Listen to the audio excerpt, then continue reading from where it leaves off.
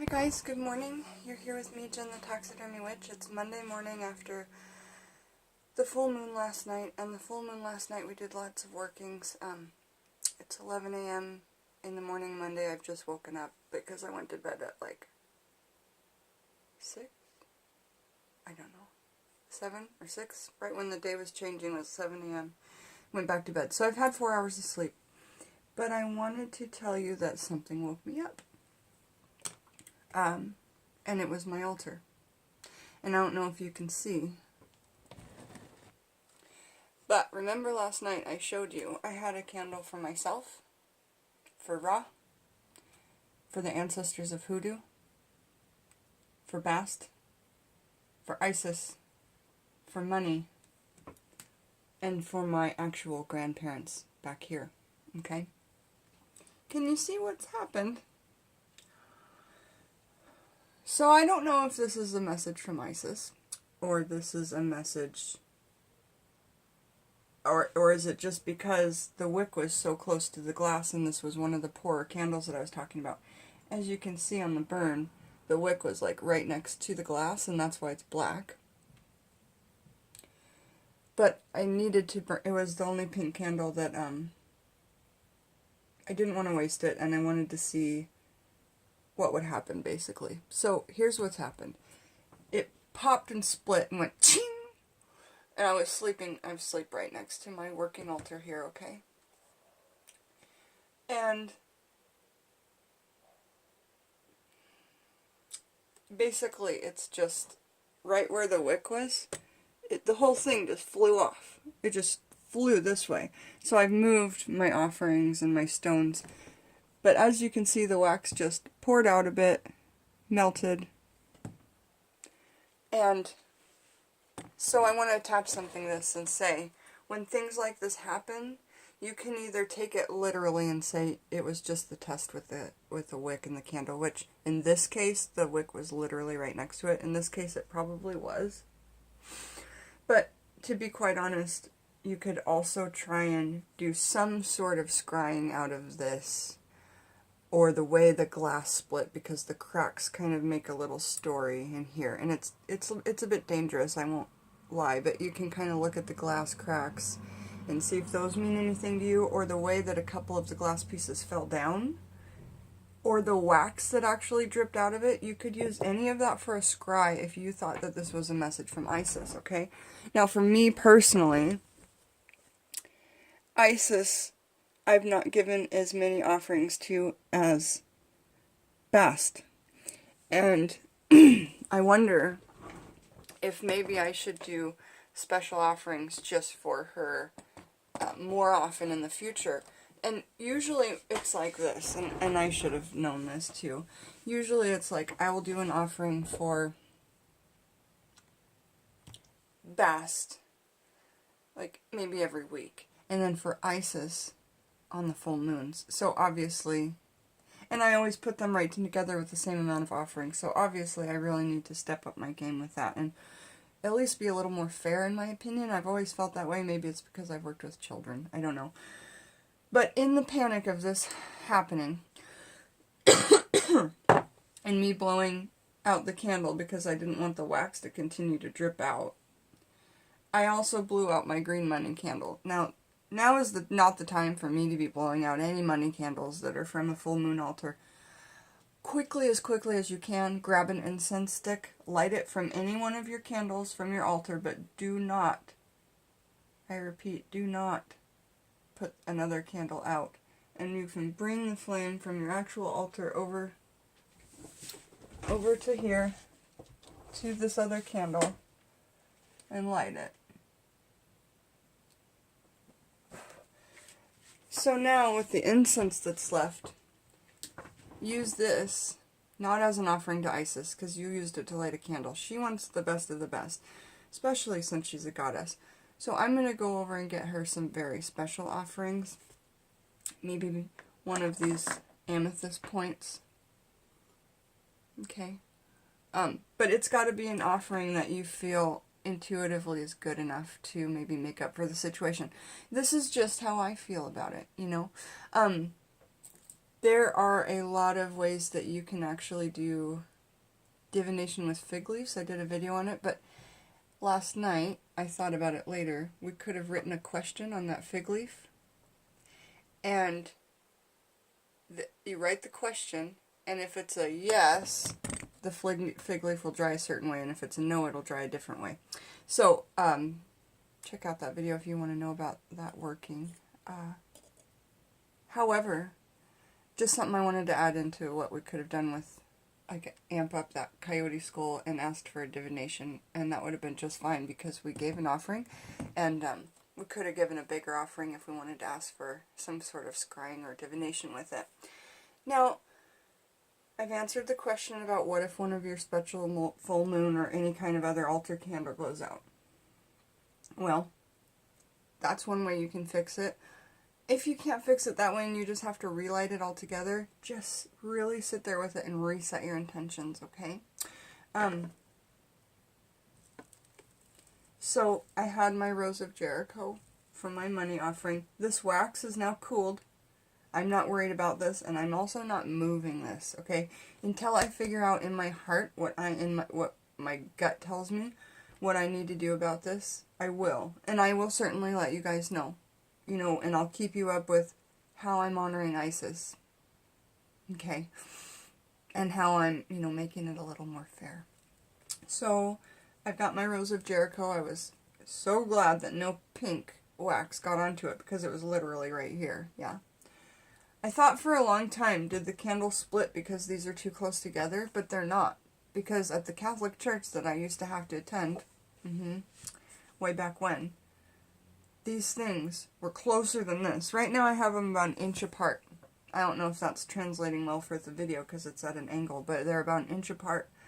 And in general, these glasses are meant to take some extreme heat, but if the wick is burning exactly down the side, like you can see here, see the wick there? It was literally like on the side of the glass. So I feel like, I don't know, how much heat do you guys think that they can withstand? And do you think it was a message from Isis, or do you think it was just the heat? And do you think that I should take it as, you know, both? How would you interpret this if it was you? I'm really interested to know, you know, because I do a lot of intuitive magic, and just within witchcraft, and just within the last 2 years, I've really been like trusting my intuition more, going with it more, and that's what gave me the confidence to have a YouTube channel, was say, even if I had no books, I feel like I could teach intuitive magic, not from memory, not like, oh yeah, I remember that cloves are good for halting gossip, not that. That's memory. I'm talking about intuitive magic. If you picture yourself as the ancestors of hoodoo, or something similar to their situation is what I'm saying, and then you take yourself and put yourself in that type of situation. If I was ripped out of Seattle and thrown into Africa, I'd have to figure out everything on my own because the land is completely different. There's so much vastly different between the two places. So I wouldn't have all these green things I have here. I'd have sands and rocks and dirts and waters and, you know, all this different type of stuff, right? So when I finally found my confidence to teach you guys intuitive magic, I mean, I've never been more pleased with myself. So, that's totally not meant to sound cocky. I'm just, like, really happy with myself about it. So, I'm going to put my Rose of Jericho back to continue the rest of the cleansing, and I'm going to... I want all my offerings to go back how they were, because honestly, I like to keep them there throughout the rest of this day. But I do want to tell you what I do to when I'm done with my offerings, okay? Because I like to keep them there if there's no raw meat here. And I didn't put it in the form of raw meat. I did quail eggs. So these will spoil. But Bastet doesn't care. And Isis surely doesn't care. So that was an offering for them. Along with wine, a gold candle, and perfume back here. I thought I did not disappoint the girls, but maybe Isis just didn't get a good enough particular offering just for her. because these are things that Bastet more likes, you know. So, I had a very special meditation this morning, and it felt really good. And I did, try to communicate with Bastet and Isis. And I felt good about the meditation and about the energy and everything. So, until this broke, I really started to think into this. But I trust my intuition that I need to take this as both reasons. The wick being way too close, and the fact that I know intuitively, and in my just knowledge, that I have to do more things, particularly for Isis. Okay, so then these quail eggs, I do things in threes. The 3 quail eggs are there so that those are part of the offering. Let me show you the rest of the offering to Bastet and Isis.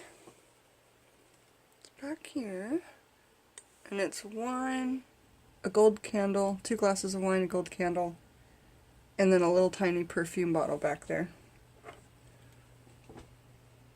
One of my grandma's vintage little crowns. Okay, and yes, I will in fact be burying that. It's okay because she had like 15 or 20 of those. It doesn't make them any less special. But I do really like to give them things that are pretty great, because they're pretty great. So now I'm putting kind of everything back, so I'm just reminding you what I've got here for everybody, and then I'm going to tell you how I dispose of them, if you're wondering why I'm talking about it so much. Okay, so I have this cigarette in my hand. Oh, excuse me. The cigar in my hand is for the hoodoo ancestors, okay? And I did not get up the courage to puff on it and smoke it for them. I might today, but I didn't get the courage to do that, so I just kind of had it laid there over the amethyst and the raccoon balcony. On each big pile of points, I put a raccoon balcony so that whatever I ask for, it comes in abundance and, is fertile. It's fertility of that, like a lot of it and a good amount of it. That's how I view fertility, and that means. So, and then I had these beautiful habanero peppers. Move that incense. Beautiful habanero peppers for raw. Those are just for raw. So again, I feel like, well, okay, between Isis, Ra, and Bast, yes, they're all from the same Egyptian religion, or pantheon, I think is how you pronounce that word, but they don't always get along. And I have a book about Isis that when I read the story, it's pretty amazing because sometimes they butt heads, right? But Bastet and Isis are auntie and niece. So I do like to keep them together, and I feel like they're happy together, but I do separate Ra. Okay? Because Ra and Isis have had some beef in the past, some real major beef. So they get separated. I had her, 2 away. Isis, Ra. Alright, and then over here, this blue candle, that was for me, and my own personal offering was this Barbie doll that I found. It's so funny, the shirt's all ripped. I found it just like this in a bag at the thrift store, and again, it was so me. And at the time, I was like, yeah, whatever, Texas. Cool. I love Texas. But now I'm like, that's like so cool to have, and for Alex just to have found on a whim when we were just deciding to kind of move there, so. Awesome stuff.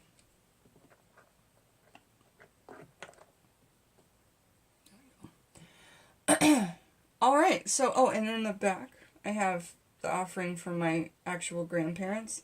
I put out one of my grandma's very favorite perfume bottles that she let me inherit. And then I left it out for her because I know that it's one of her favorites. It's really beautiful. It's quite something. It's a crown shape as well. And then from my granddad, a cigarette. And the last time I smoked him a cigarette, I didn't actually inhale it. Well, you kind of have to get it started, or I accidentally did a little bit. And I haven't smoked a cigarette for 5+ years. I just used tobacco in my workings, you know.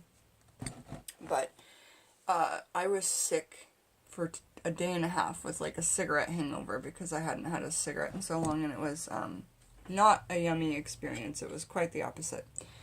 So now let's talk about what we're going to do to get rid of these workings when we're ready. And when we're ready. So I feel you can leave an offering like this going as long as the candles go. And that's usually what I do. And if it's really, really cold in this room, for a whole day I would leave out some raw meat. I would, of course, put it in a bowl and all that stuff. A special bowl just for Bast or whoever you're leaving it for. But, for instance, the libations back here, the wine that we poured out for Bast and Isis, that came from the first of the bottle. You always want to give them the first pour, literally. I'm not kidding, you know. So, like, otherwise, it's just a kick in the pants. And, okay, if you don't know what that phrase is, and I use it a lot, a kick in the pants is a kick in the crotch. Like, you know, it's just a nicer way of me saying it. I hate the word crotch. Peggy used to use it, and I was like, fuck. So, anyway, it's a kick in the pants. It's a sock in the stomach. You know, it just takes the wind out of you because it's disappointing. Anyway, it's a kick in the pants to them if you... Oh my god, and don't give, like, a glass you've drinking off of and then give to them. That would be so not good. And this is with any deity, but in particular, I feel that these two girls, you know, really, really focus on that, and especially, probably more Isis than Bast, but just from my intuitive feeling, okay, and the way that I work with these, and honor these, and serve these lovely goddesses and gods, ancestors, and ancestors, okay? So, what will we be doing to do? So I will leave this offering out until every single one of these candles go. And they're all going to go at different times, okay? Or you could, as soon as one went out, because I lit them all at different times yesterday and the day before, as soon as one goes out, like for instance Isis, as soon as I figure out what to do about that situation, I'm going to take her portion of the offering, which I'm going to give her the whole perfume bottle, the gold candle, and her wine. I'm going to give Bast the 3 eggs and her wine. This gets reused. And of course the stones are reused. But if I were to dedicate a certain stone just to them, then I would bury it, you know. But these are just here for energy, for a plate for the offering, if you will. And I do use these in later workings, but I also wanted to have these stones out to get them blessed in the full moonlight of, like, my window is so perfect here. The moon just beams in perfectly. And even when it's overcast, remember, you're still getting that moon energy. You can still get a sunburn if it's overcast. You still get the moon rays. Same thing. Okay, and so the peppers for raw, you know, they don't need to be in the cooler anyway, so I'm giving him those 3 peppers. And this for myself, you know, I'll just be keeping, obviously, not burying. And so where do I bury it? Well, this I just brought in and I'm putting it back in my money altar. These I'll bury in a special tree I can see right out my window that my cats lay under. They just love laying under there for whatever reason. It doesn't matter if it's summer, winter, shade, sun, it doesn't matter. The cats just lay in this spot. So that's where my Bastet offering is. My Isis offering is in a different place under a different tree. I have a personal, well, that's a different space. I have, let me think. And then Ra has a different space where the sun, there's a spot in my yard where the sun is always the shiniest. I thought that would be a great place to put Ra's offering spot. And so when I'm done with the offerings, I just go bury them out there. You could have a special potted plant that you devoted to raw if you didn't have outside space like I've got. However, you're going to want to make small offerings because you're going to keep burying things in that pot, or get a really big flippin' pot, you know. And then make sure that the plant that you get, you could go through Scott Cunningham's books of herbs and figure out a plant or an herb to plant in there that was either the deity was Ra or the energy was the sun. Okay? And that's how you'd pick what plant could go in there. However, you could use any old plant. That would just be more of an offering. More of a connection, I suppose, to the deity. Everyone say hi to William. He wanted to make sure that he was seen last night. I did light a candle for him. You have to be careful when you put candles under these glass heads. You could split them. I've already done it once. Luckily, I had a second one. I had two of them, and I split one, and I was freaking out when William broke. And so, luckily, I had that other head and placed it out right away. I'll be making some piece of art with the glass head that split. I'm pretty excited about it. So, as far as the, like I say, the offering back here, the libations of, the wine here, I'll be pouring that in the girls' spot, in the hole, and then burying this with Isis's, burying these with Basts, and then, I don't know, I burn this, I reuse this sometimes until it finally goes out for them. And then, but a full moon, I will end up burying this whole thing because I've got loads of them and I feel like I need to. So I'll probably cut this in half and put it in between the girls'. I don't know what else to do at the minute. I might burn Isis her own candle and give her and bury her with her own candle. I don't know. But if you're curious to find out what I did, just ask me in the comments. I'll let you know. Okay, so then I will give another offering to the coyote spirit when this is all done. Okay? And I may even, Alex has a little start of a fig plant. I may even put in a little tiny pot made from Jackshire Farms, a teeny tiny fig start, and give that to the coyote for all the help, you know, as an offering to that spirit I tried to connect with last night. Violet, thank you again for this set of coyote bones and skull. I am so happy with it. Okay, so down here we've got offerings from last night. Oh, coyote.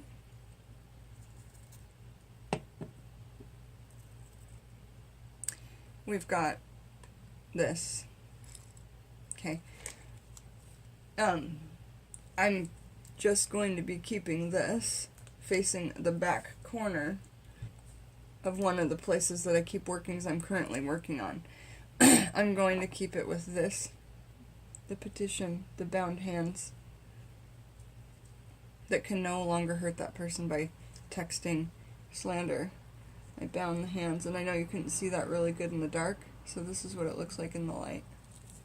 And I tied the petition we made in. So, and then remember there's a petition inside the head, and then all these cloves stuffed in here.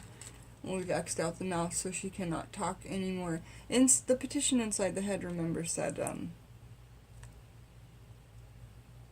Jack's name will not come out of Jill's mouth ever again. Okay, and then we've X'd out her mouth and put those cloves in there because they halt gossip. And the petition is in there, in her head, okay, because it's hollow in there. And then the hands have the petition that say that she cannot text, write, or use her hands to do any more gossip talking about Jack. Jill's not allowed to do that. Well, those are their fake names, is Jack and Jill, just like John and Jane Doe, but I always forget those ones, so Jack and Jill is easier for me. Next, we've got this. Okay, the candle that comes with this, I'm going to leave on the top. It's melted with wax, it's stuck. If for some reason I cannot get what I need out of this jar, I can relight a candle on it maybe once a week to try and affect this again. but I'm going to be keeping these things all together in a very dark place in my house. A dark, dank, yucky spot.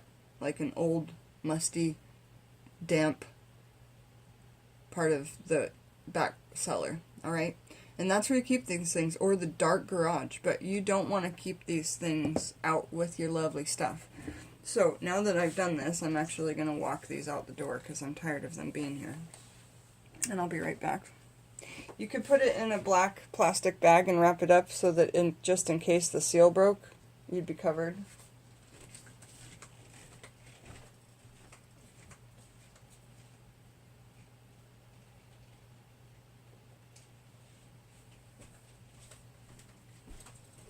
Okay.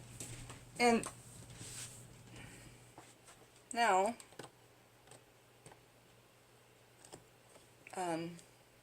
any glass, like all this, where are we at?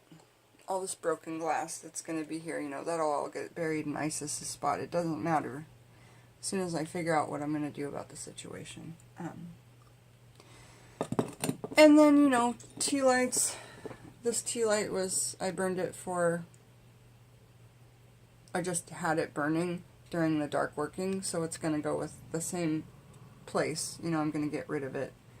Where do you get rid of dark workings? Well, if it's just petition paper, you can flush it down the toilet. Because where a better place for it to go. You want to put the remnants of nice workings in a nice place. Like if it's a, you know, paper product. It is controversial and it is up to you, but a lot of people throw them into rivers or streams. Okay. Glass could hurt somebody. This might pollute the earth. So you decide for you. I mean, it's just the same as littering, okay? Except it's going into the, I don't know. I'm just saying. You have to decide for yourself what you want to do. That is the traditional method. Or throwing it into a lake. Sometimes I like to take things, put them in a jar, tie a rock to it like it was, like, tie a rock and a string to it, and then throw it into a muddy lake so that I know that the jar will just float down in the mud and be okay. Or there's a muddy lake that I can actually go up to the edge or walk out a bit and bury it deep below. So that would be like something in a jar, not an ammonia jar. No, no, no. I'm talking about a positive working in a positive place like a lake, okay? Ammonia jar needs to go, like, you could take it to the dump. Because where do you want this person to end up? Where do you want that situation to end up? In the worst place. You want it out of this good area, okay? That's the way I look at it, and that's the kind of the information that I've gathered from a lot of other witches as well. But everyone's going to have their own opinion on that, definitely, definitely. Just trying to think if there was any more I wanted to touch on before I was done with the video in a couple of minutes. I hope everybody had a really fun time on the live last night. We had a lot of people on, and that was a lot of fun. It was too bad that it stopped filming after a while, but then I was able to Skype with a few of you for the full moon, so that was really fun too. And special to meet some new people that I hadn't otherwise met before. If you have any questions about what I ended up doing with the places I left off where we said, and I don't know what I'm going to do with it yet, just type it below, and then when I know, I'll let you know. Okay? Alright, have a beautiful day. And come back soon with me, Jen, the Taxidermy Witch. We love Texas. Bye, y'all.